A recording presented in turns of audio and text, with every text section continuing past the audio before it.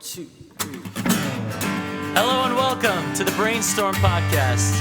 And now, your host, Sonny Perlman.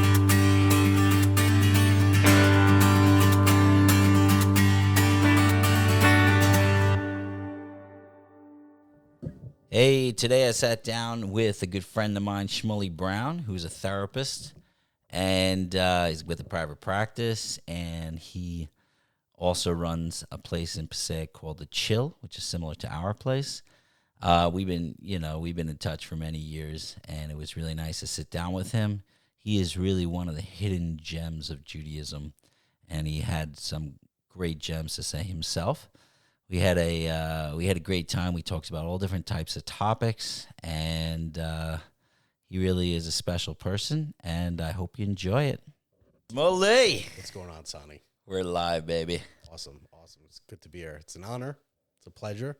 Well, hopefully it'll be a pleasure. It is so cool. Okay, so let's go back. We're just starting.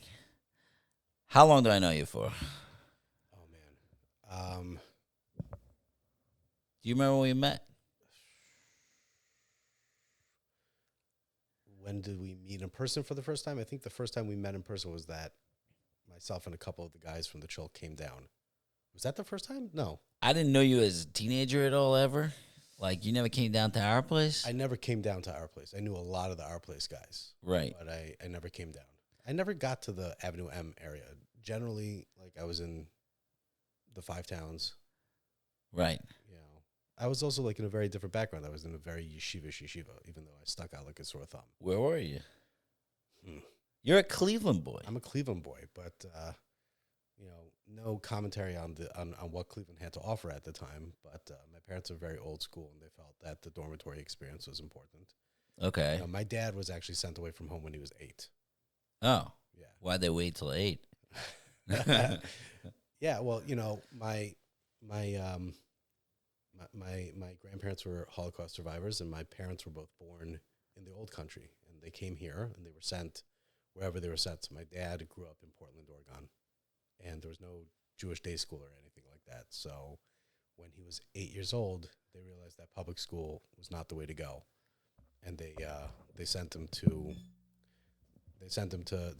Seattle. He boarded at a family's house for 4 years until it was time to go to high school, and then he came over At 8 years old. At 8 years old.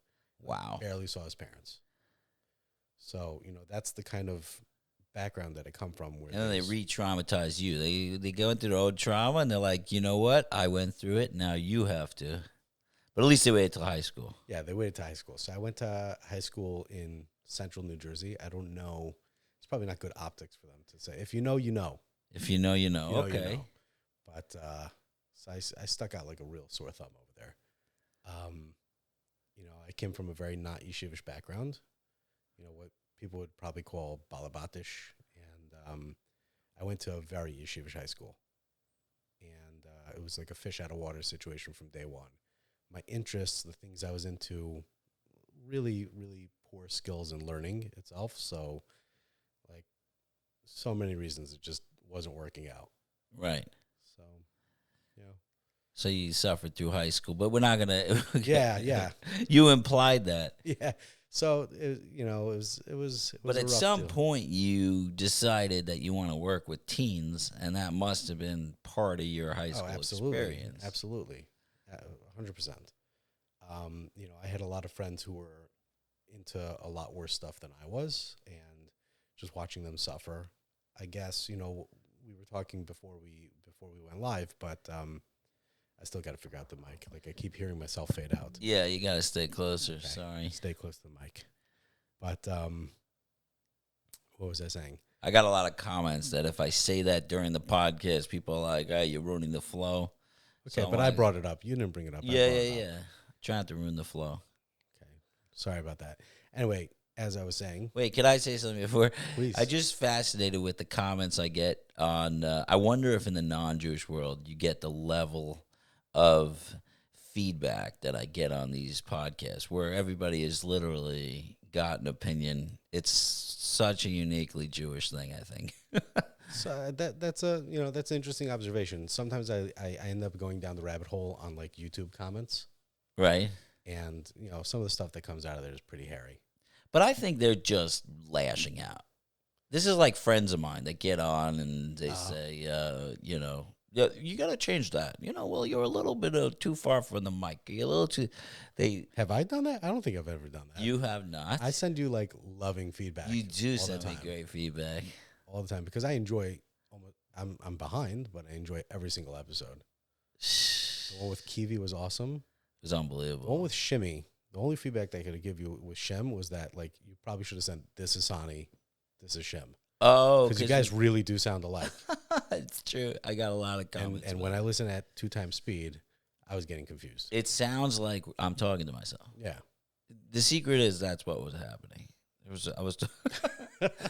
That would be an amazing podcast. That is not what was happening. At one point you got to get behind this mic. I know that Ellie opened up the show with talking to you, but you got to get interviewed again. Well, so interview me. You could ask any question you want, but I remember. Okay, let's talk about the first time we met. So the first time we met in person, I want to say the first time that we actually met in person was about 10 years ago. Was it only 10? I feel 10. like it's even longer. Time flies, man. But okay. Well, actually, that's not time flying. That's the other side. That's the other way. I almost feel like it's longer, but 10 years ago. Yeah, it was 10 years ago, roughly about 10 years ago. So myself and my two comrades in arms, Mo Hirsch and Nissi Magid. Nissi's a veteran with you. Yes. But Nissi, I know for you. The three of us came down to just check out our place, see how it was doing, see how you were doing, just get some ideas for ourselves, ask some questions because we were still pretty fresh. Because you wanted to start the chill. Yeah, well, it's coming on 10 years. It'll be 10 years in October. It's a sham, the chill. Oh, so it really is 10 years. Yeah, it's been, just about 10 years. We spoke on the phone a lot. We spoke on the phone. I spoke to you. I spoke to Dove Silver. I spoke to Rabbi Abadi. We were kind of trying to figure out who we were going to be. I want to tell you something that I absolutely love that because when you start something new, you have in your head what everybody's doing wrong and what you're going to do right. And I have this as well. I'm going to just do it all right. And whenever somebody comes to speak to me or go to speak to Rabbi Abadi or people that are doing it for our place is around 25 years.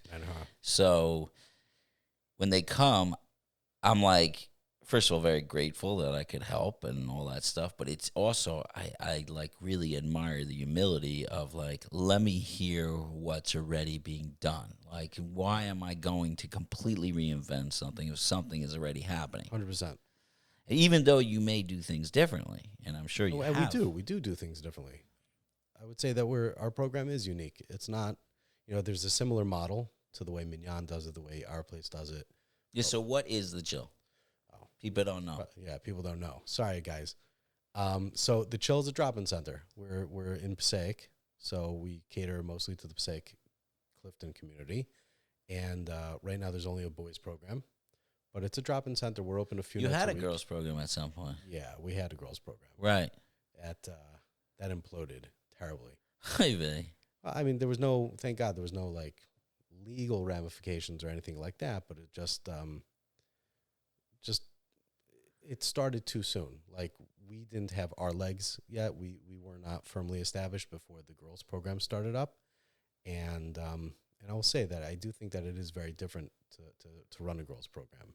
Just my impressions. We don't work with girls, obviously, but I kind of get the impression that for a girls program, it has to be a little bit more structured.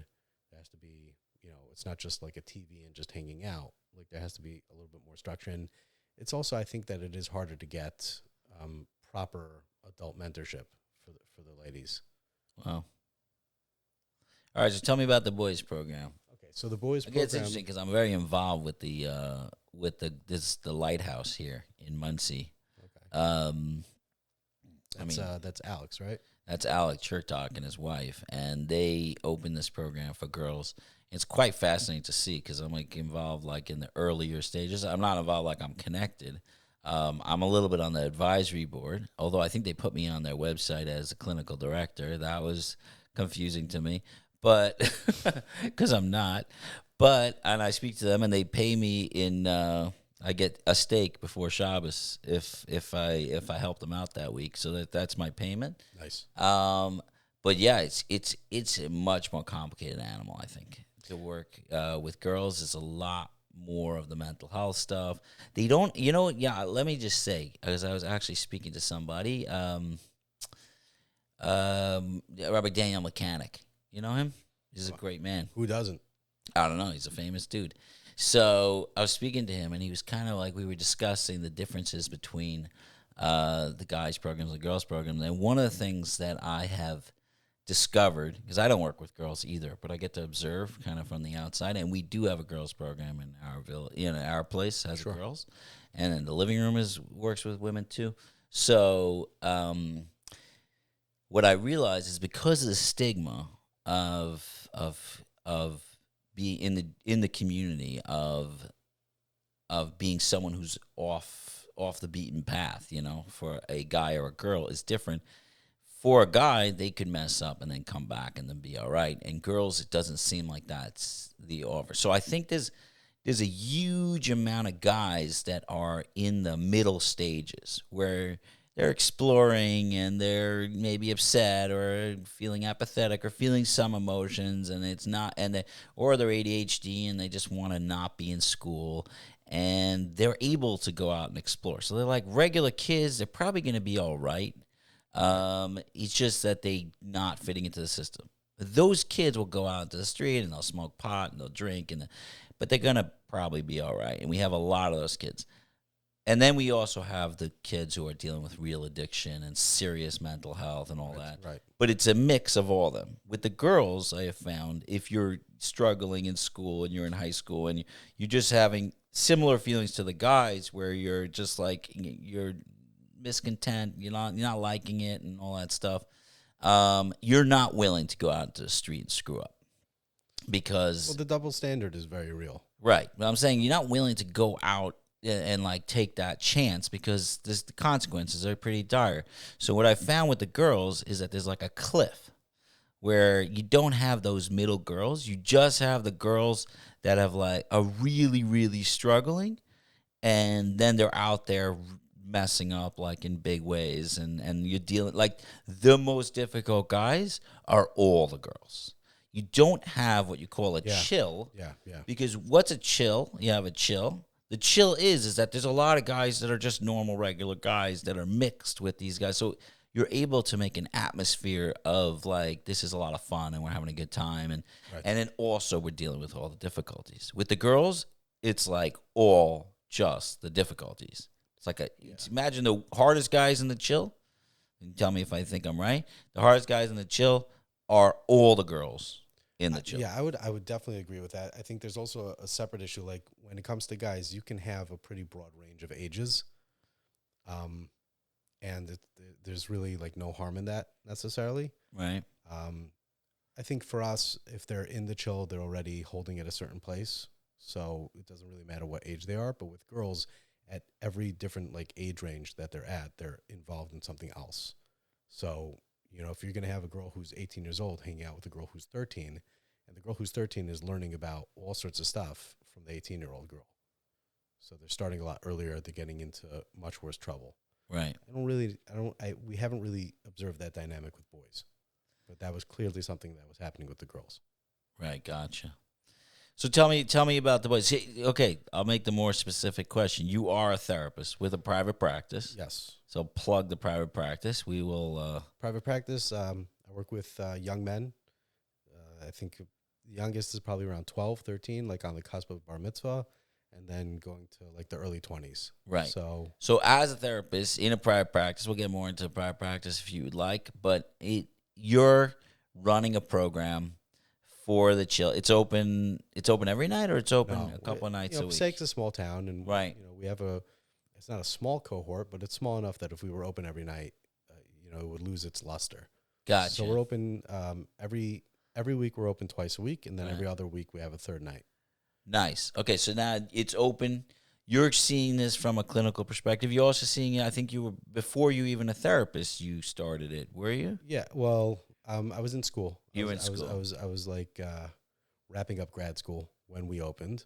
But I was also, when I was a bacher, when I was learning in Israel, so I spent a lot of time at the Zone, which I don't think exists anymore. Doesn't exist, but I do remember this zone. Zone, right? So that was one of the Weinberg boys, one of Noah Weinberg's sons. Right. Eli Weinberg, and another fellow, Malinowitz. I cannot for the life of me remember his last name. His Is it first Nehemiah? name. Maybe it's Nehemiah. Oh, no, that's his father. Sorry. Rabbi Malinowitz, I think, is Nehemiah Malinowitz. So it's one of. But one of the yeah, boys. he was working in one of the schools. Yeah, and he's also, I think his brother's a Rebbe in Eatontown now or something. Oh, really? Isn't there a Malinowitz in Eatontown? I didn't know. But that's kind of cool. I Something grew up like with that. the Malinowitzes, believe it or not. Oh, really? Like when they were still in America, if that makes any sense. Our parents were friends. But so what I'm asking is, like, what are your observations with these teens? Like, you're coming from this clinical perspective. It's different. It's not clinical, obviously. No, it's not clinical at all. So tell us a little bit about this. I like talking to someone else who's doing similar stuff to me because I like to get your view on what's happening. Like, what do you think is happening? First of all, what's happening with the kids? How is the program? What are your struggles with the program? What are the program? What are the benefits? Like something about it. So, like I said, most of the boys, I would say 98% of the boys who are coming are already, they're dropping most of their observance, right? So they're coming from a religious background, but they themselves are not religious, whether that's behind closed doors or that's out in the open. They're experimenting with drugs. The halavai nowadays, that would just be pot. But Right. they're experimenting with pills and things like that. We have Narcan. Thank God we haven't had to use that. I've unfortunately had to use that several times. It's not fun. Here or at our place? Both. Oh, okay. So, I hope I'm not making an iron horror over here, but Yeah. we have not had to use that. And like you said, like there's a lot of discontent. I don't want to speak bad about the community that I live in, but I do think that there's a lot of dysfunction in the Passaic community. I'm going to get in such trouble with this. Why? I don't know. It's just if I somebody's always like to code it with some really good stuff about the Passaic community. It's- You make like a sandwich. it's a nice place to live. It's a very nice place to live, but it's a nice place to live, and there's some significant issues over there. Sorry, my phone's going off. Okay. No answering phone. I'm not answering the phone. I'm turning it off. Watch. turning it off. Turning it off. That's inspiring. Look at that. That was a client's mom calling me. Okay.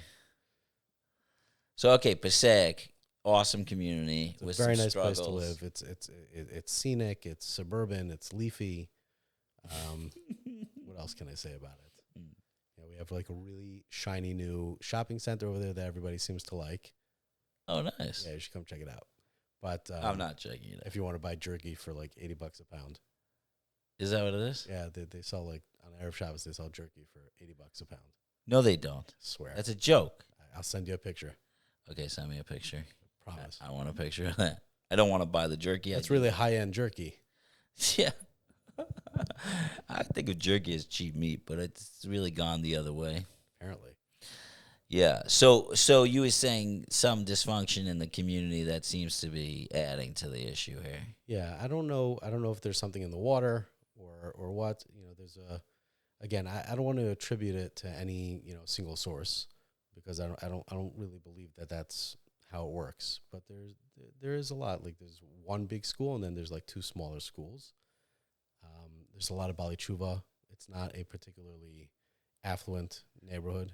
Mm-hmm. So I think like there's like a whole mix, and there's also nothing to do. It's a really dead town. Like there's it's not like New York where you could just walk around or take a subway or just go visit people. It's a small place that doesn't everything shuts down pretty early. Right. Over there. There's no NCSY. We get a lot of kids who probably don't belong in a program like ours, but because we don't have any sort of other social interaction for the kids, so they come to us. Well. Yeah. Okay, so why are you doing this? Why am I doing this? Yeah, this stuff is crazy. What are you doing? Most people are living normal lives. What are you doing? That's such a difficult question to answer. So, like We got time. I mentioned my folks before, and I think that we were brought up with a very strong sense of communal responsibility. What you do for the people.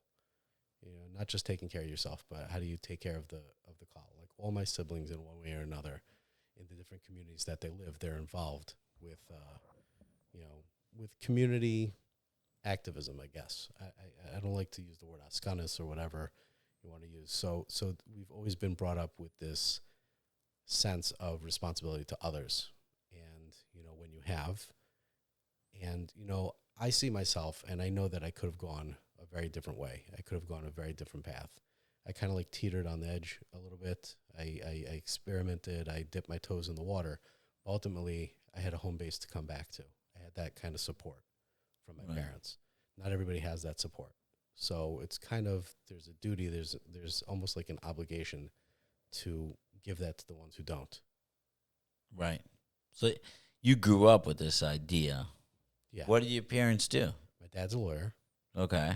And my mom was a homemaker for a long time until like I was in middle school, and then she went back to work. She was a nursing home administrator, but she was always very involved with all the different like community organizations. Beaker Cholim. She was like I think she was like the chapter president of Amit Women, which is like this female Zionist organization. So they're like on every. They have membership at like every shul. My dad's a lawyer, and so he's done a lot of work for all the different schools in Cleveland and even beyond. Like he was involved with the Agudas Yisrael in the Midwest. Right. Hold on one second. Are you hearing the mic going in and out? Hold on. I'm giving you another mic. I don't know if it's the mic. I think it's the man.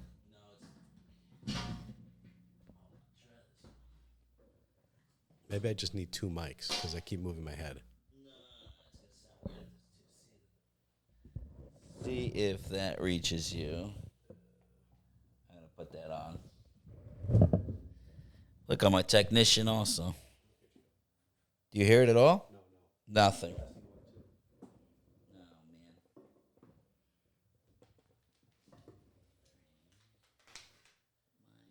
That one's not working. Try this one.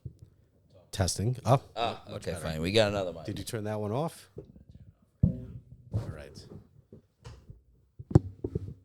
Okay. We got another mic. Now I can't hear me. Can't hear you. I'm probably on the wrong Ah, mic. there you are. Okay. There's a problem. What's the problem? No, I can't figure these out. This one I could turn off, I guess. All right. Now you talk. Okay, yeah.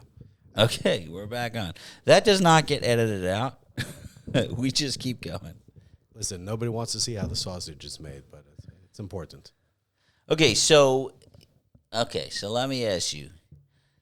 You're saying you have this responsibility and all that stuff. Yeah.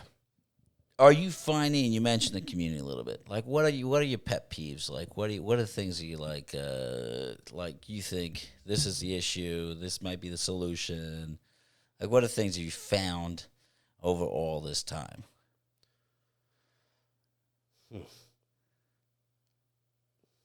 You could ask me a question afterwards if you want. Yeah, no, I feel like I'm nailing you with all these questions. It's interesting. I like I said before, I don't think there's any single attributable cause. Like I'm very much about forward focused. What are we going to do with these guys? How are we going to help them?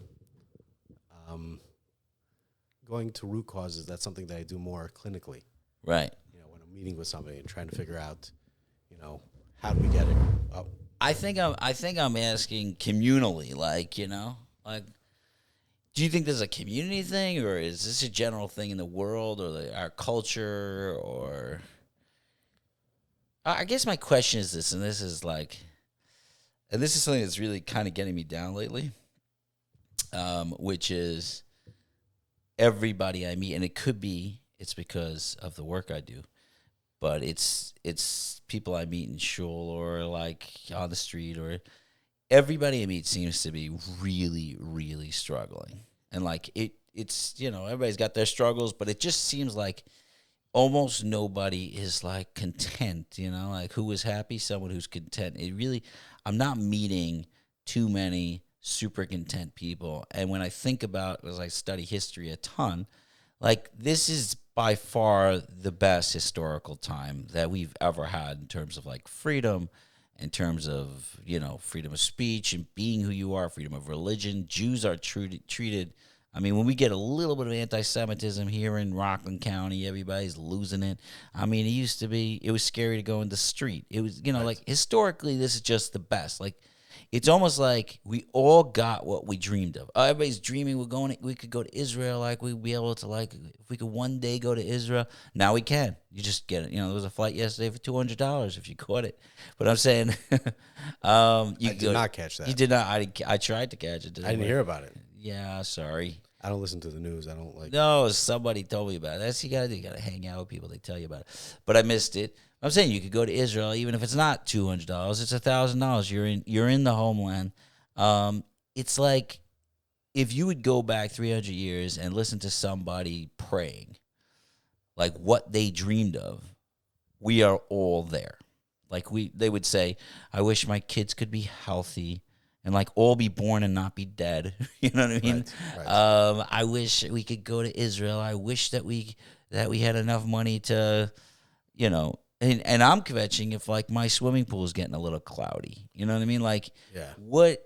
it's so confusing to me that we can't just be like, all right, there's some struggles, but wow, what an amazing world we're living in. So you're also right in the trenches here, dealing with the most difficult situations.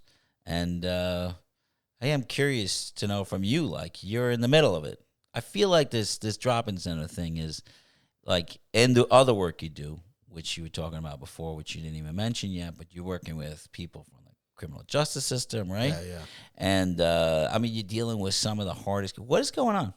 Here you go. Let's philosophize a little. Let's philosophize a little. It's an interesting thing. So first of all, I don't think that this is something that's our community in particular. I think that this is something that the world at large is experiencing. I mean, you look at the rates of depression and anxiety, they're higher than they've ever been. Right. So yeah, I didn't think of this as a community thing either. So, I think that this misconception that we have that material ease and material access equals happiness. And like, I don't know if it was before we started recording or after, but we were talking about how, we all wish that you said fame and fortune, right? Just give me the fortune, keep the fame. Right. And I was mentioning that my wife and I have this conversation about, money doesn't buy happiness, but it certainly helps. Right. So I think that that's really where the emphasis has to be, that it helps, but that's not really it. Well, maybe it's the opposite. Maybe it doesn't help. Maybe we're getting sadder because we're getting richer. So I'll tell you, there was this interesting thing, if you want to go back a couple hundred years. So there was this controversy, bring it back to our community for a second. So, when Napoleon was on his campaign, you've probably heard about this. I don't know. There's a lot of stories that start that way. So Napoleon was, Napoleon was trying to take over the Russian Empire amongst many other places. And there were different Rabbanim who were backing Napoleon, because he was going to bring freedom. He was going to bring, a way out of the ghetto, in a sense. And there were certain Rabbanim, I think the Baal Tanya was probably the most prominent. The Baal Tanya was very against it. He thought that, we have to back the Russian system, because what he foresaw was that when you open up the doors, when you open up the access, then the Jews are going to lose their, well, to put it a different way, if you're focused on getting through your day and, taking care of what you need to take care of, but you can't keep you have to keep your head down and plow forward, you don't have enough time to think about everything else. Like survival. Yeah, you're surviving. So that might sound like a little bit of a depressing sentiment, but most people today are not involved in day-to-day just getting by. Right. Even if they are, but they're not really. Like you said before, we have the kind of, what the person on the lowest income today has is far beyond what the royals and the fancy people had back then. Right. So we have this material ease and this access, and people are still unhappy. So it's clearly not about money. I mean, I would theorize that we're more unhappy. I don't know if that's true. because they didn't have psychologists then or anything Right. to decide how unhealthy people were. Well, we have, this idea of leisure is a foreign concept, I don't find that I have much leisure. How about that? but you probably do. Do I? What'd you do this morning before you came over here? Oh, okay. I was in my pool, but I was teaching a friend of mine to swim. Okay, so It was very important. You elevated it, which is what we're here for. You sublimated it. That's pretty cool. That's true. Okay, what do you do for leisure? We're getting off depressing topic. Let me hear. What do I do for leisure? You know what the question is more, and I've asked this to a ton of people because I love meeting people that are doing similar stuff to our place with me because it is such a burnout type of job. Oh yeah. And I always talking about self-care, how you able to do it, how you able to manage. And I think it spreads out to every other profession out there so people can really benefit. So what are your hobbies besides for Metallica? I love to read. I read a lot. I'm in the middle of, this is not a humble brag, I'm in the middle of like 5 books right now. Okay. So, I have 2 books that I'm reading in the bathroom. I've got 2 books that I'm reading, in bed, like I alternate. And then when I come home, there's a couple nights, unfortunately, that I come home and I'm eating supper by myself. So I'm reading a book then. So you have a book in zones? You Yeah. read in zones? I read in zones. I'm always in the middle of 3-4 books as well, but it's not zones. It's just I will read part of a book and then my eye will go to another book and I'm like, hey, I literally was reading Eckhart Tolle or whatever, Yeah. and at some point I got so furious about something he was saying, and I put down the book and I picked the most garbage novel I could find in my house. Like it's just nothing, like airless. And I'm like, I'm reading this. I read the entire book just to cool off. So that's the novels are a palate cleanser. Yeah. Yeah, like that's like I used to read a ton of fiction, and I don't anymore, which is somewhat unfortunate. But I have 2 authors that I still read. Yeah, let's hear. John Sanford. Oh my God. I don't think I've ever read a John Sanford Oh book. man, so John Sanford, he's like a special animal. First of all of his stuff is based in the Midwest, so that's like good for me. Oh, that's your stuff. It's further Midwest. It's Hope like it's more interesting than John Twin City. Steinbeck, It's man. it's very different. It's That's crime. awesome. It's thrillers. It's like Oh, trash. okay. Because I hear Midwest, I think John Steinbeck, and I just fall asleep immediately. No, this is good stuff. Like, because it's got like that, or don't you know kind of stuff. It's like that Fargo vibe. Okay. Okay, like you got that like Midwest stuff. So I'll read his books and Lee Child, Oh, the Jack Reacher novels. I tried. That's my jam. That's your jam. Yeah, that's what those are the 2 like fiction authors that I'll read like as a palate cleanser. But even though like Can I tell you my problem with Lee Child? sure. It's like babyish fantasy. Like imagine you invented the perfect fantasy guy. That's exactly the And- appeal. That is exact. He is our id. He is the id, He's our id. but he's just the best of us. Like It's amazing. not only is he our id, well, let me explain to the audience if they don't know. It's like Lee Child's character is this guy Reacher, and he's a homeless guy who is the best special ops guy that ever existed in the world. He's the strongest, he's the tallest, most handsome guy. 6'5", 250 pounds. Yeah, like Right. 250 pounds. Which I all could say they muscle. did a terrible movie with Tom Cruise, but the show is great. I haven't seen the show yet. The show is fantastic, and you're gonna love it. They did a show on it, but the movie was terrible because Tom Cruise is 5 feet tall. 5'5". I don't know what's going on there. Anyway, so how would I describe? My wife said I should do a book review on the podcast, so this is a minor one. But Lee Child, he writes this, and he's like perfect, and he's good with the ladies, and he's Well, he's not. He's got some flaws. Like he can't drive well. He's not fast. he's not fast. He doesn't have to be. Literally But could that's the beat thing. up like 400 people in one shot. yeah. And he goes from town to town. So he has that part of us that we all want to run away. And he has like, he doesn't even bring clothing with him. He goes to thrift shops and just buys clothing. And he has enough money and he has enough life. And everybody, like all the bad guys hate him and the good guys love him. And it's like the ultimate fantasy for every amazing. man I know. It's amazing. I mean, like, we're talking about material possessions and happiness. Like the character is content. He's totally content. He has nothing. Totally content. So it's like this dream that I get tired of, because I'm like, it's too much. It's too obviously he's writing the same book over and over, where the guy is like an absolute fantasy. So I couldn't get, but I do like the books. Yeah, so those are the two books that I'll like, the two authors that I'll read to, like, take a break. That's a guilty pleasure. Oh yeah. Well, I don't feel so guilty about it. Oh, good. Yeah, but then, I mean, right now, I'm reading in the bathroom. I'm reading a book by Matas Miller, who's a CBT therapist, a CBT and DBT therapist down in Lakewood, and he wrote a phenomenal book. Did he? Yeah, it's called The Uncontrollable Child. It's really, really good. Okay, I'll have to get that. Yeah, I'm reading it mostly so that I can recommend it to parents. Okay. Of my clients.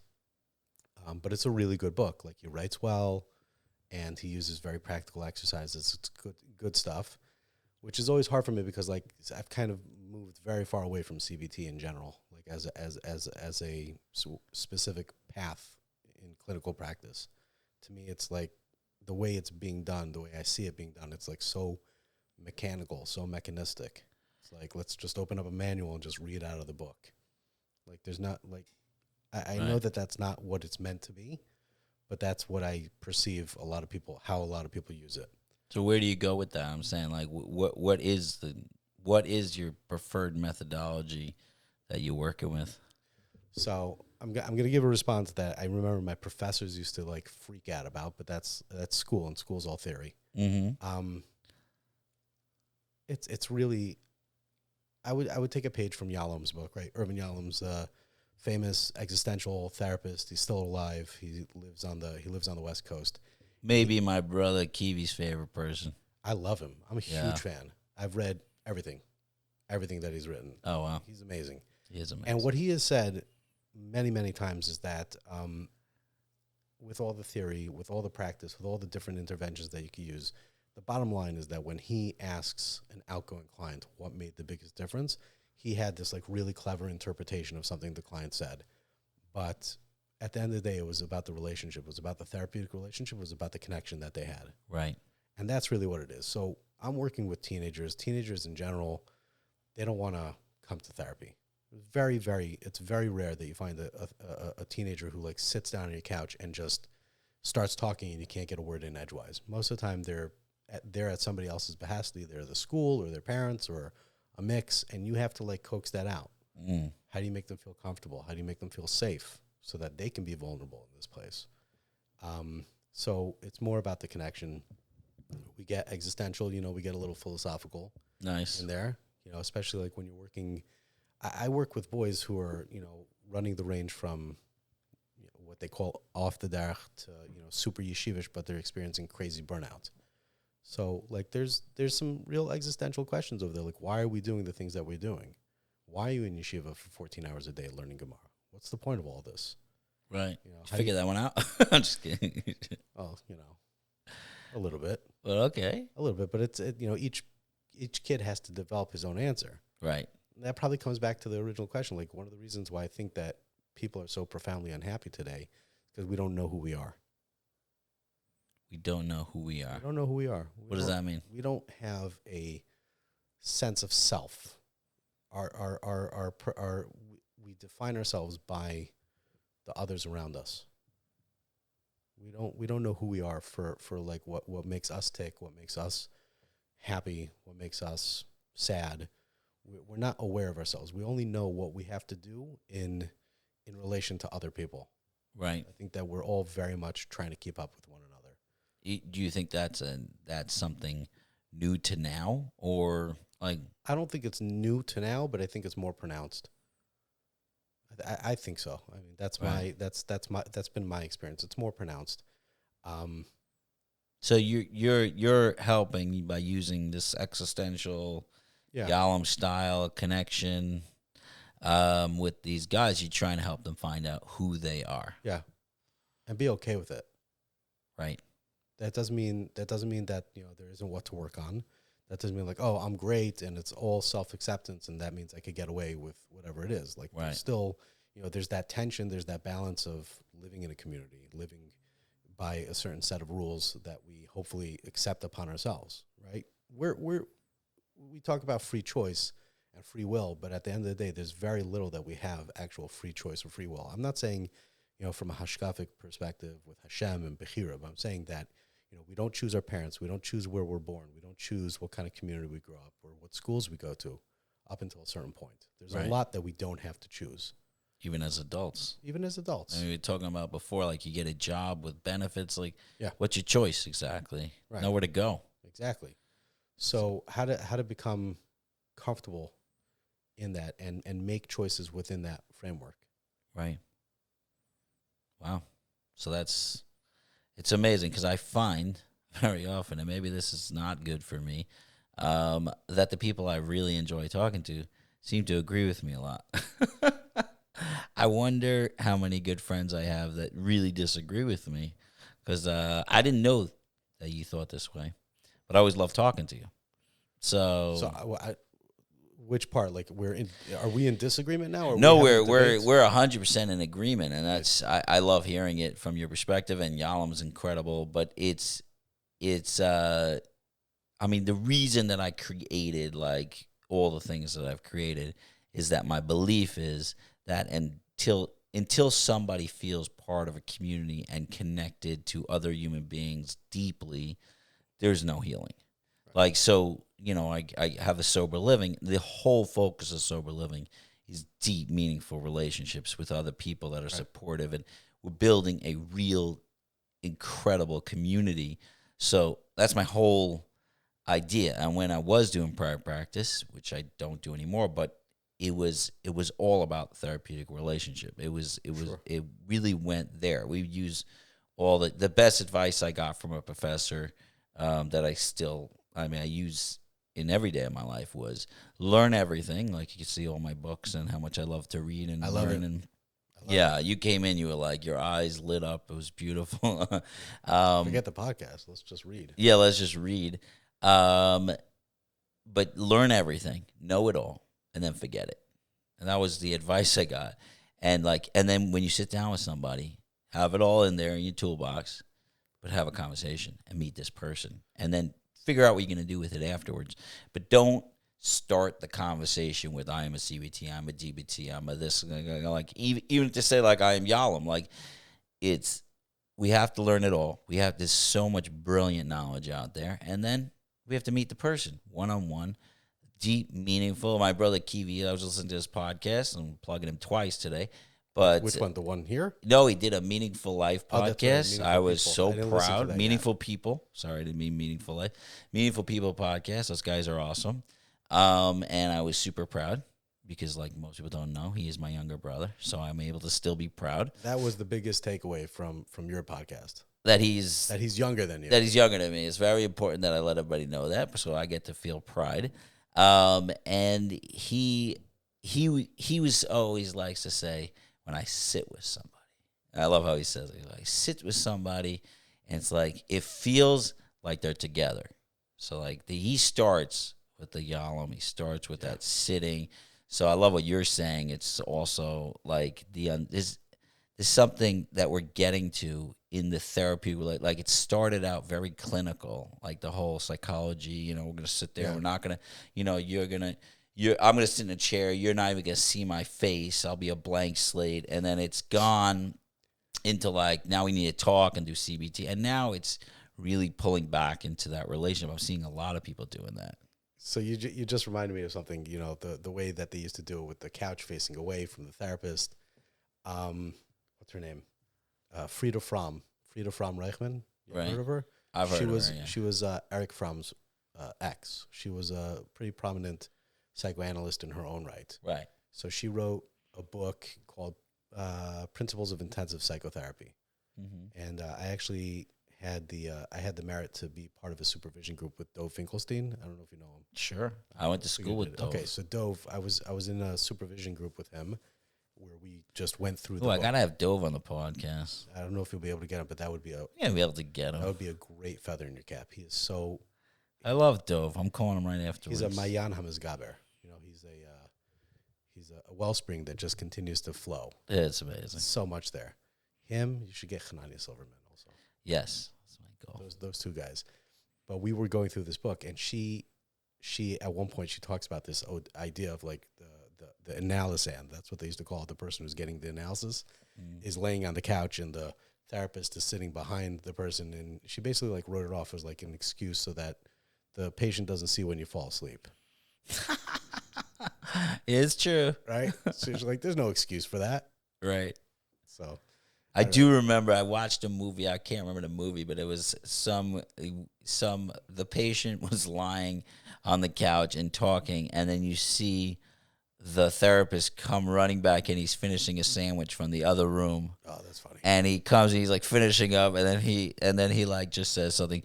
So how does that make you feel? And then like he like cleans up his face like he wasn't listening at all. Oh, there's some, you know, Some good comedy on the media is not kind to therapists, but there's been some like good therapists in movies. And Yeah. TV.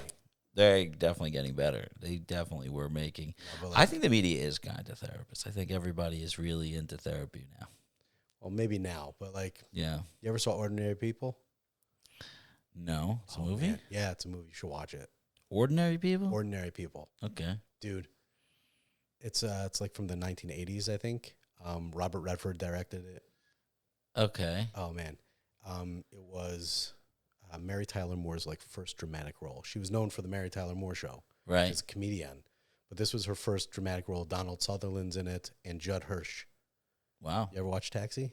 Sure, I know Judd Hirsch. Okay, so Judd Hirsch is the therapist. It's about a young man who's going through therapy. They're a very affluent family in like some rich suburb, and there's like they look perfect. They look like ordinary people. Right. But the young man, it starts off, trigger warning. It starts off when he, right? That's what you're supposed to say nowadays, right? I don't know. We haven't I don't done know. trigger warnings Right. yet on this Trigger show. warning. The young man has already come back from a facility after an unsuccessful suicide attempt. Gotcha. And he's mandated to therapy. So Judd Hirsch is his therapist. Amazing. Ordinary People. Ordinary People. It's an Academy Award winner. You gotta watch I it. can't believe I didn't watch it. Yeah, I know Oscars are so white, but you know, you gotta watch. It's a phenomenal movie. Like I would recommend anybody who's going to school to be a therapist should watch the movie. Okay, I'm gonna watch that movie. It's a really good movie. I got a lot of homework. I gotta remember Ordinary People. Yeah. I don't know. You told me some books. Montes Miller's Montes book. Miller's book. Okay, we're gonna have to. We got a lot of good stuff to catch up on. Yeah, we're all over the place over here. All right. What about other things that's not books? I don't do it as much as I used to, but I love music. Mm-hmm. I love to listen to music. I once believed that I could make music. Really? I can't make music. I used to. Did you try? Yeah, I was a late bloomer. I started learning to play bass guitar when I was like 17 or 18, and so like I noodle around a little bit on it, but like I haven't taken it out in months. Like I used to write pretty bad poetry. I still write. I like to write. Okay. I like to write. I don't publish anymore. I used to keep a blog. It got very, very little traffic because it was not controversial. I wasn't like calling people out. I wasn't like Hey, you got to do that. complaining about stuff and railing against the rabbis. Oh, okay. But like it was just sharing my thoughts. It's probably still up there somewhere. A blog. Yeah, a blog. I have never listened. I've never read a blog. Remember those? I've seen them, and I'm like, oh, make a YouTube video, man. This is before YouTube, but yeah. Right. That's my thought. So I like to write. I like to listen to music. I used to be like a real avid movie and TV watcher, but not so much. No. Not so much anymore. I still love watching. I mean, it's I'm my down to do guilty it, but it's just pleasure. like I don't really have the time for it. All that time. We'll watch stuff at the chill. I'll usually like try to manipulate the things that I want to watch into the chill. But then I have to You're like, deal with believe me, guys, ordinary people, you want to watch this. Yeah, but that's the thing. Like I have to deal with everybody's like, oh, what is this? What are you putting on? We take the guys to the movies in our place. We rent out a theater, and we have to go to the loudest action movies. Otherwise, it doesn't work because there's like 40 guys yelling and screaming the whole movie and making noise. Oh yeah, So that's not a good way to watch movies with guys. yeah. We once went with another group, and they were so angry at us the entire time. Like, shh, there's a movie going on. They're like, we know. Right. Yeah, so there's that, there's definitely that ADHD component. Like we can watch movies at the chill, but there's so much other stuff going on too. Like What about you and your wife? Like, I get too personal, but like, you guys get, I mean, you're working a lot. we're both working. We both work hard. My wife's an OT. Oh, wow. So she works a lot. And, I have my day job, and then I have my private practice, which is right now nights and weekends. So we don't have a lot of time unless it's past midnight. Right. So, like, we do not go to sleep at a normal time, ever. Like, an average night is probably between 1 and 2. It's crazy, man. And that's what we thought. Like, And I want to circle back to what we were talking about before, because everybody thinks that back in Europe, the farmers who worked harder than us. I don't believe it for 1 second. When the lights went out. I think they worked physically harder than us. How much physically harder? They were farmers. I don't know. You got to sit in traffic for an hour and a half, and That's working physically. That's a lot of work. I'm just saying that when the lights shut down, like, we have all this freedom, and what are we doing? You have 3 jobs, like, that's. I got 2 jobs, and the chill. That's not work. Okay. All right, fine. That's not work. I mean, it's hard. It's hard. It's very hard, and it is very. And you take it home. It's very time consuming, but it's not. I don't look at it as work. It's not a job. Okay. Well, you're a better man than me, because maybe it's because I happen to schlep all the way to Brooklyn. That's true. To do that, that's made it much harder. That's true. But I think the work for me is as a professional codependent, I call myself. Oh, that's good. As I've made a career out of my disability, so it is so hard not to hold all this pain when I'm coming home, and to me, the work is the holding of it. Yeah, 100%. What was the story? Again, I'm going to invoke another Lubavitcher Rebbe, even though I'm not Lubavitch, but I think it was like the Rashab or the Rayatz, or one of them, one of the like middle Rebbes. But I think when he would see people, the people would come and they would have like a personal meeting with him, and they would share all of their pain and all their suffering and all the things that they were going through, and he would literally have to change his clothing between each person, because he was just like so. I've heard different interpretations, either because like he had like physical responses to it, so like he would be schwitzing and he would be sweating and really taking it to heart, or just because like he felt like he needed to put on a whole new perspective. But he would literally change his clothing between each person, and so like there's that. Like, how do you hear about, and I think this goes back to what you were saying also about like we see, because of what we do, because of what we work in, and we're immersed in that. So I think that there is a tendency to see a lot of bad stuff that we see, like what'd you say all the way at the beginning? You said that like nobody's content, nobody's happy. I don't seem to be meeting. You don't seem to be meeting it, but that's like, there's an old expression, when all you have is a hammer, everything looks like a nail. Right. And I think that, when we are so immersed in what we do, we forget that there's like a whole other part of the world out there. Yeah, well, I'm trying to meet those people. I try to make friends with people, and within about an hour, they're telling me the misery. I don't know. Maybe I just attract that level, so I think I'm definitely someone easy to talk to, so they say their stuff. There's definitely that. Like, people see it in your eyes, people see it in your demeanor. Like, they know you, but also people like us, right? Say that they see that you're an audience. But like, I'll tell you what I do.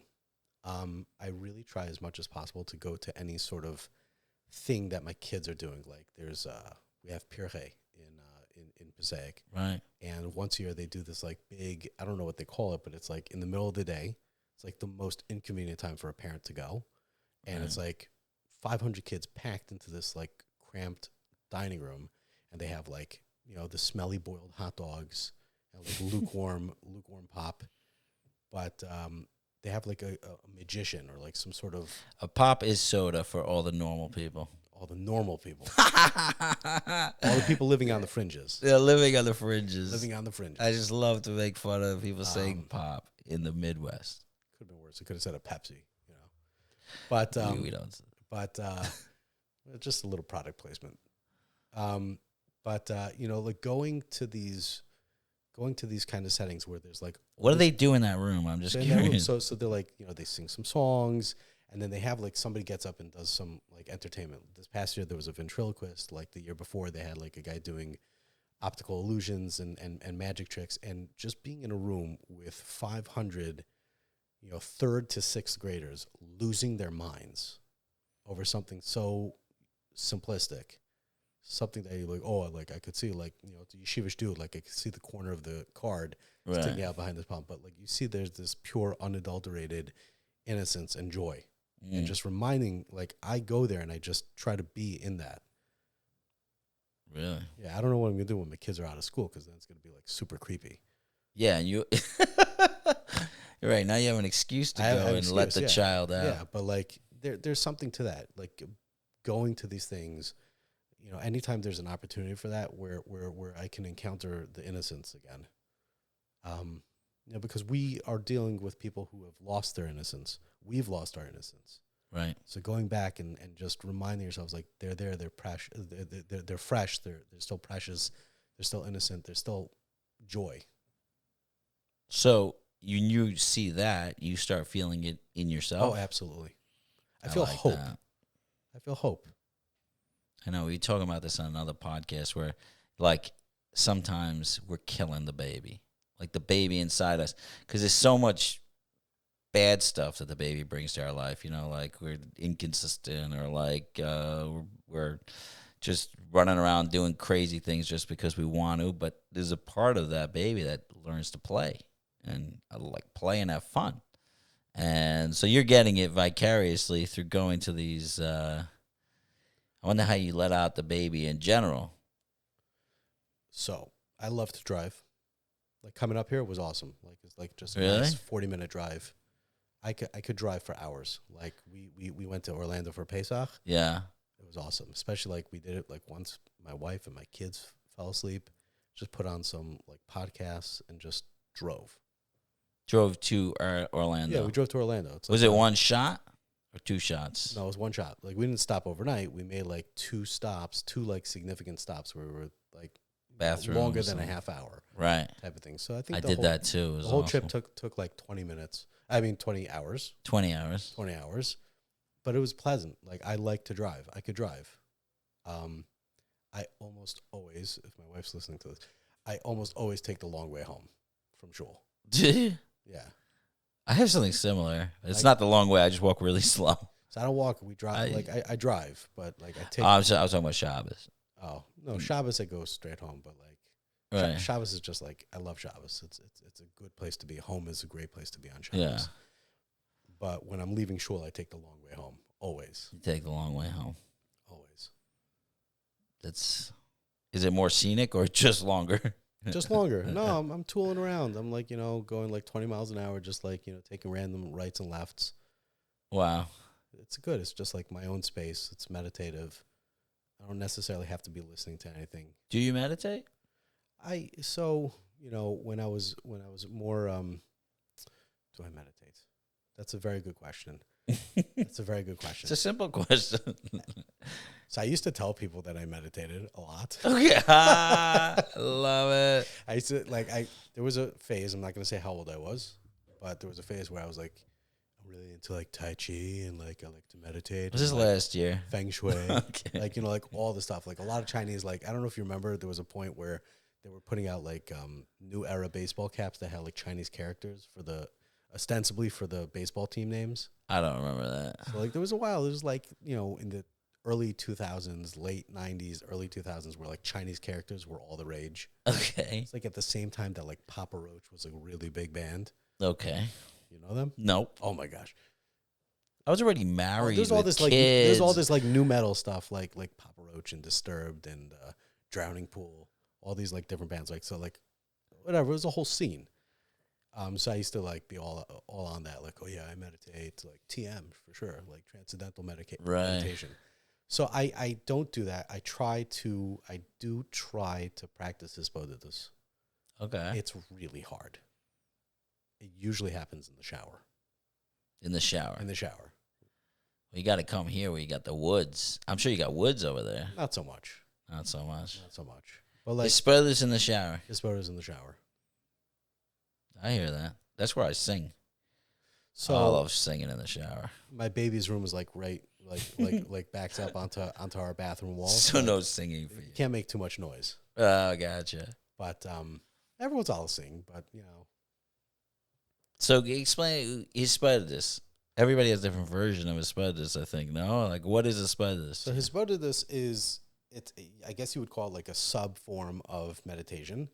It's one of the primary practices of Breslov Hasidus. So Rabbi Nachman was, and you can tell that I'm not a Breslover because I called him Rabbi Nachman. I don't know if you know this fun fact. Rabbeinu. They call him Rabbeinu, right? That's right. You can't say. I've been to him on a couple of times. There you go. That's right. So you have to call him Rabbeinu. You can't say his name because it's like saying Hakadosh Baruch Hu's name almost. Seriously, it's like one of the first things in Shvachei Aran.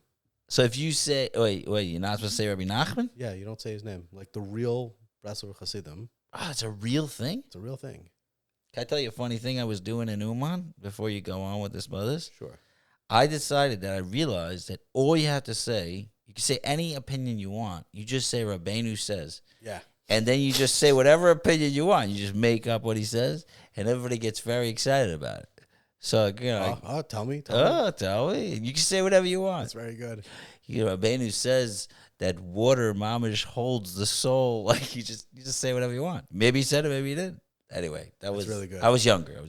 Yeah. So it's I guess you would say like it's a subtype of meditation, but it's verbal. There's verbal expression to it. So like it's really about having a sikha, having a conversation with Hashem that's free form.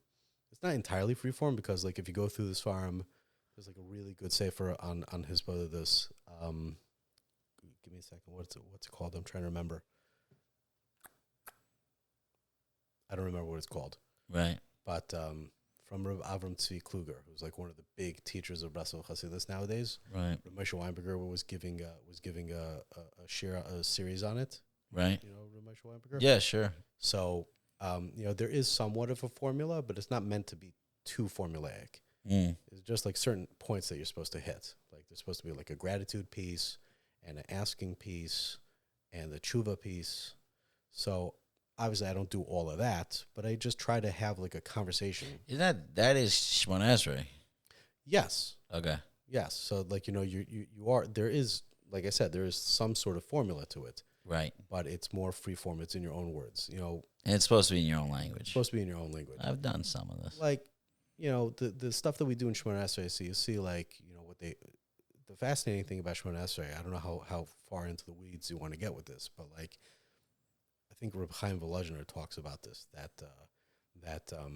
the way the Anshe Knesset Hagadola created the text of prayer is that whatever this means on a Kabbalistic perspective, but at every different moment of every different day, there's like a different mood, so to speak, in heaven.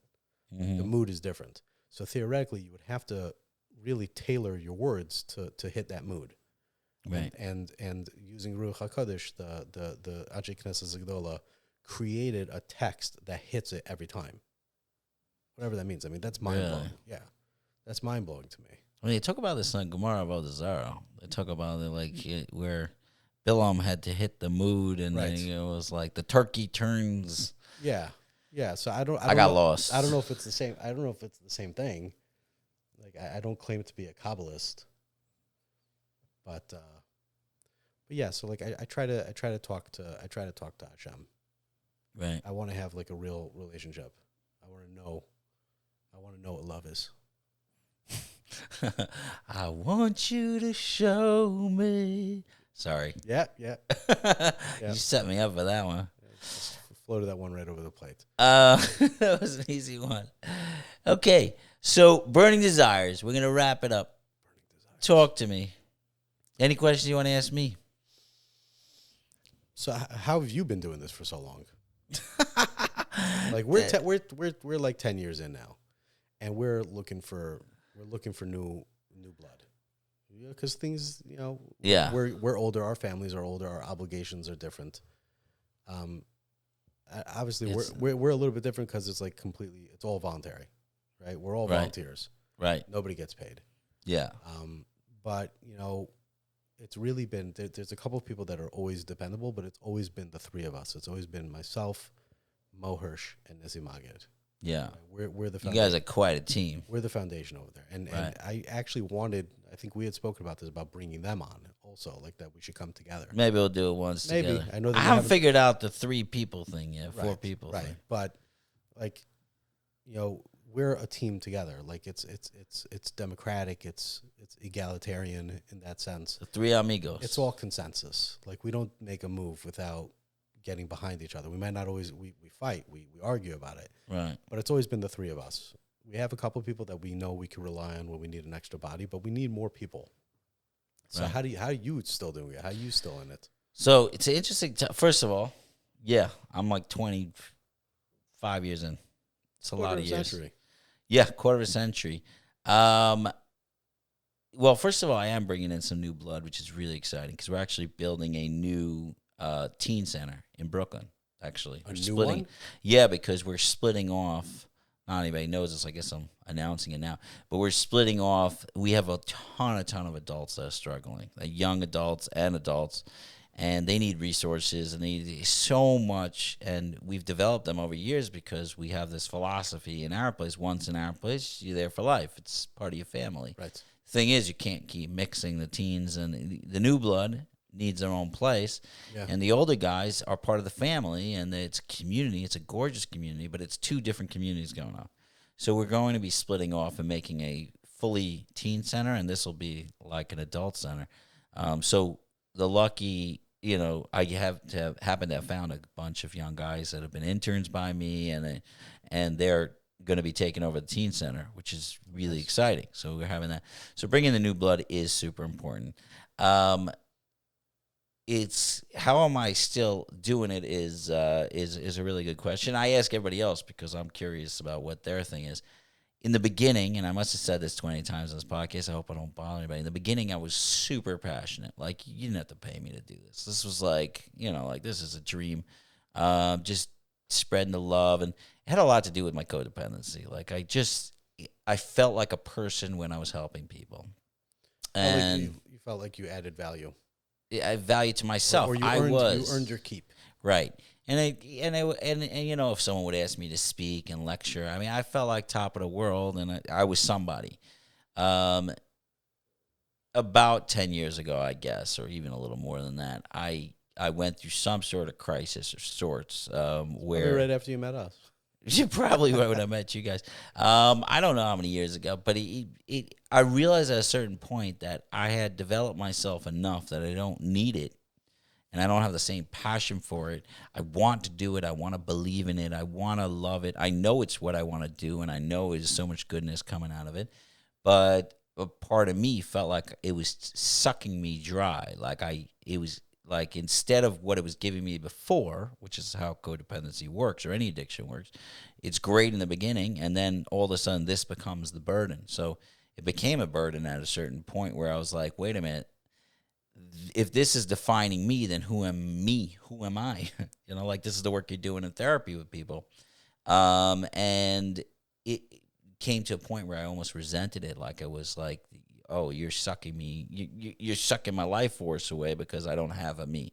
So as I found myself more, there was a period of time where I was like, I don't know if I want to even do this anymore. I try to kind of move out into other levels of therapy, and like my private practice, I was trying to open up to like outside of addiction and stuff like that. But it never worked because this really is my life's mission. But as I started working on myself and getting healthier and healthier, I realized that it's all right to want to do this and not need to do this.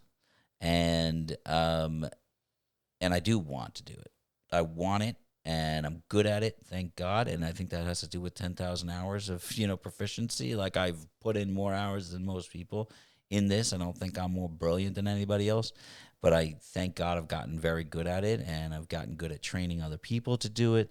But I'm able to turn it off. I'm able to have a lot of hobbies and go home and love my family and spend a lot more time with my family. The idea of like panic, like I don't believe in a crisis really. I mean, we talk about crisis, like crisis is Atzala. Call Atzala if you're in crisis. If you want to deal with your life and, we got time, call me, I have a thing I tell parents, like, they call me freaking out at night and I'm like, could you give me a call at 12 o'clock tomorrow? And they don't know what to do. And a lot of them don't even call me the next day because it all resolved itself. Like, it wasn't a panic. So in the beginning, I was jumping to attention, and this guy's this and so. I realized that there's a lot of struggle out there, and there's enough we could do. We're going to keep adding services and keep helping and help and help and help. But that should not make me have to answer the phone at 3 in the morning. I don't need to answer the phone at 3 in the morning. We do have a hotline for emergencies, and that hotline knows that if they call me at 3 in the morning, then I got to answer. But I could tell you, if I answer twice a year after 3 in the morning now, it's a miracle. Like, I just, my phone's off. That you're saying that. And I don't see things as crisis. These guys have taken years to get here. They're going to take years to get out. Everybody knows Hatzalah. If someone's overdosing, call Hatzalah. Hatzalah calls me all the time and says, what's the deal? Is this an overdose? What are we dealing with? I am kind of on the speed dial with Hatzalah, which is good, and I help them out. But again, I'm not in crisis mode at all.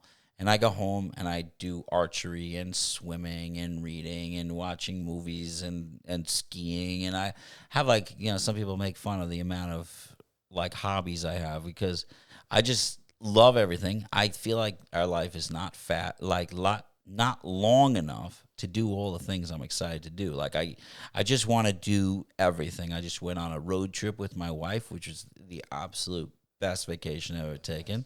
Just a road trip. It's better than your honeymoon road Oh, trip? my honeymoon road trip was epic on the next level. And that was 6 weeks long. This was 1 week.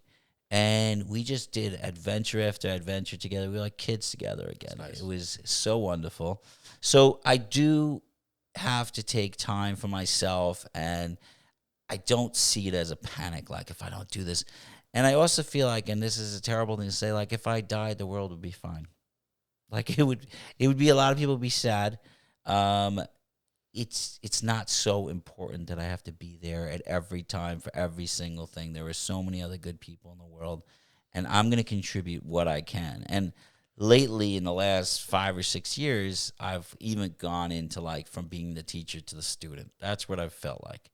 Like, I'm really curious, much more curious than I was in the beginning, where I thought I was just lecturing and letting everybody know all my wisdom and everything like that.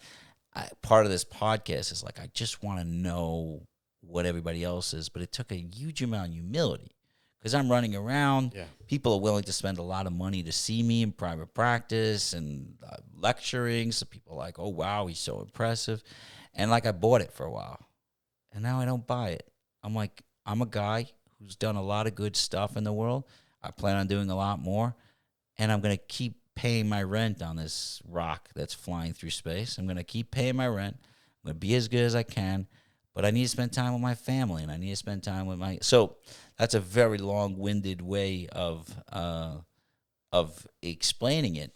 But it's been an adventure, and my emotions are very attuned nowadays. Like, I will immediately start feeling like butterflies in my stomach, and I do not ignore it. Like, if I'm feeling anxiety, I'm like, what is that? What's going on? Who am I holding?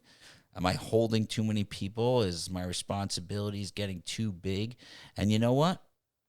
Okay, I need to get in the pool. I do gardening also. I'm not going to mention Really? But I love gardening. I didn't get enough time to do it this summer, but I have Vegetables or flowers? Vegetables. Okay. I can't understand flowers so much, but maybe one day I'll get there. I love hummingbirds. I know this sounds ridiculous, but I love it. I just keep going, and I'm like, every one of these things wakes up the baby in me. Like, oh, there's another. The woodwork I do, it's like, I just want to do every single thing, and it's not so important. I'm not so important that I can't do it. Like, I'm allowed to be a child, and it's been a real transformative experience, and there's very high highs and very low lows because there's chaos. Like, part of me is being really pulled to, like, save the world, and everybody depends on me, and that's a problem. And I think we all have that, like, in people in this field. Yeah, people who do this.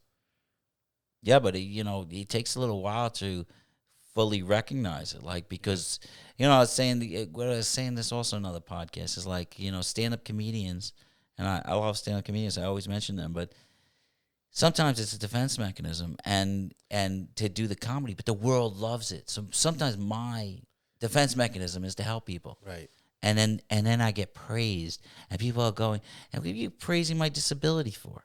Like you're encouraging me to get sicker. Right. That's You know what I'm saying? that piece about the stand up comedy. So Pete Holmes calls that the look at me gene. I like that. Right. You know Pete Holmes? He did a great show on HBO. Oh my Pete Holmes. gosh. His podcast is so much fun. I know. I don't listen to this podcast, but he did an amazing show. He's Seasons. He's so genuine. Right. He's so genuine, and like there's just like this like real joy and laughter. It's so real. Right. I love him. He's so silly too. He's very silly. He's so silly. He's got that religious piece in him too. Well, yeah, because he grew up very like Catholic or something. So it's like super relatable sometimes. Yeah. And he talks about he has that. you were talking about crashing, right? He has that Crashing. He has that bit with Kid Is Yitzhak, where he's like, whatever. We're not gonna say it over here, but just like his face when he was doing the bit was really funny. Right. But yeah, he talks about the look at me gene. There was a really good documentary about stand-up comedians. I have to look. I don't remember what it was called, but it was like talking to like some of the big veterans out there. Right. And they talk about like the darkness that accompanies it. Yeah.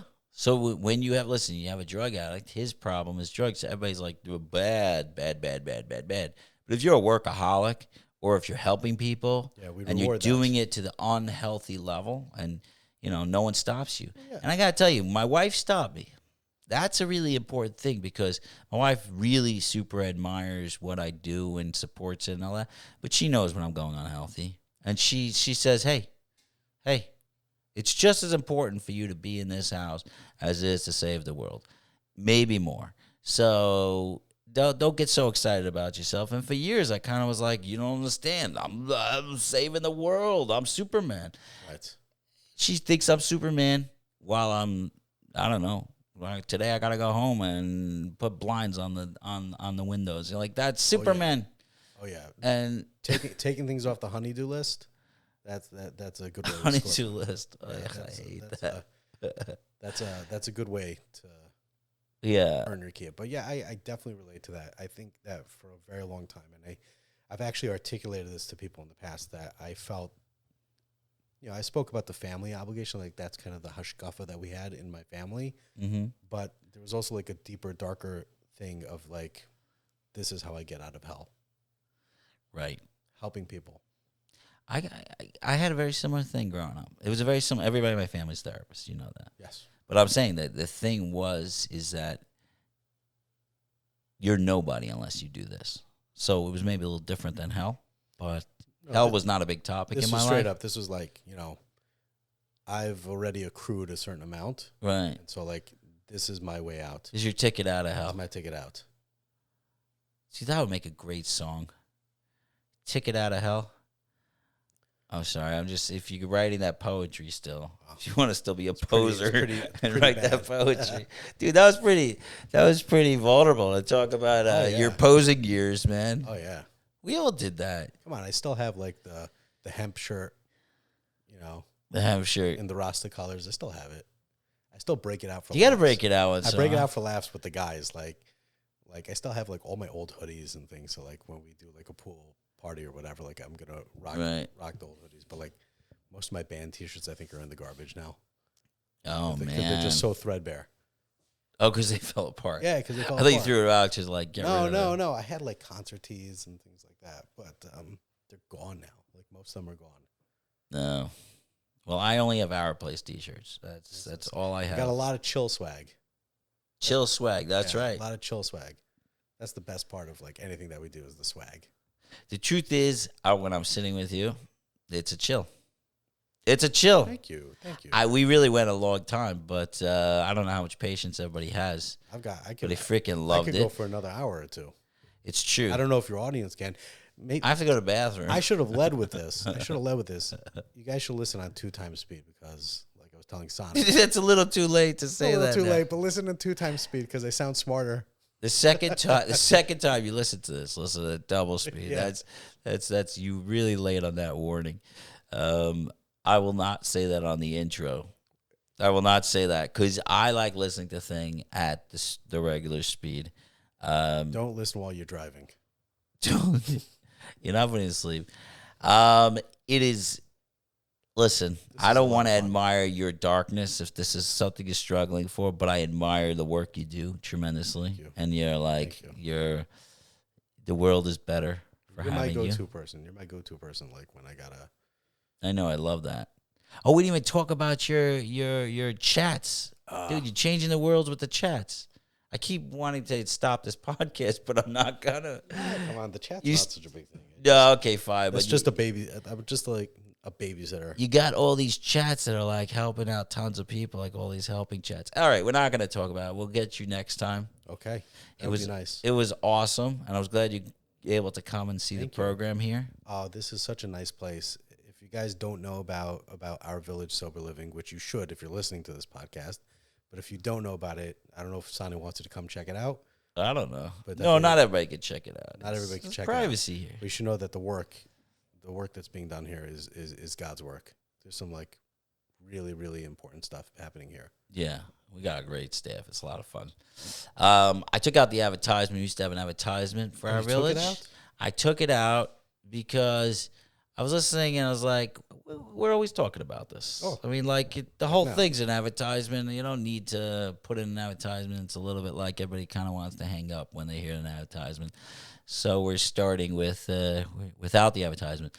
But anyway, it was awesome. I know that having you need to use the bathroom, but I got one more question. Okay, one more question. Who's your favorite band? Favorite band of like all time favorite band. You could either give me all time or who it is now. I don't know anybody now. It's gonna have to be all time. This is I feel bad. bad because you're squirming.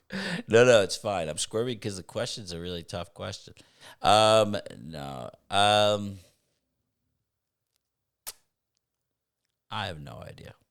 Is that terrible? Hold on. Let me think a little bit longer.